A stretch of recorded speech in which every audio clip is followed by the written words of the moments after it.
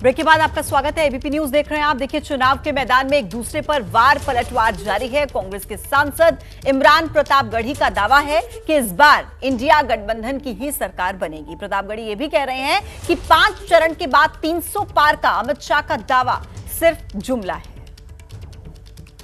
प्रधानमंत्री मोदी ने कांग्रेस को अति पिछड़ा विरोधी बताया है और इस पर बात करने के लिए मेरे साथ हैं कांग्रेस पार्टी के राज्यसभा सांसद इमरान प्रतापगढ़ी। प्रधानमंत्री मोदी ने यूपी में कहा है कि कांग्रेस अति पिछड़ा विरोधी है। उन्होंने कहा कि सीताराम केसरी को बाथरूम में बंद कर दिया गया और सोनिया गांधी अध्यक्ष बन गई, और इस हवाले से उन्होंने अति पिछड़ा विरोधी बताया आपकी पार्टी को। आपका क्या जवाब? मुझे लगता है पहली बात तो यह बिल्कुल अनर्गल बयानबाजी है।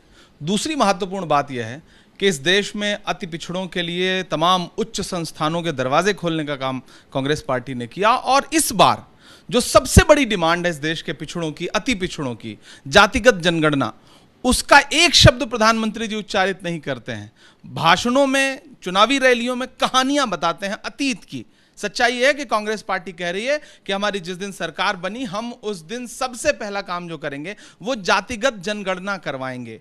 जिस चीज की डिमांड सबसे कई दशक से इस देश का पिछड़ा अति पिछड़ा कर रहा है, ऐसे में प्रधानमंत्री जी इस तरह के टालू बयान मत दीजिए। ये बताइए कि जातिगत जनगणना की बात आती है तो आप चुप्पी क्यों साथ जाते हैं? मेरा सवाल आपसे ये है।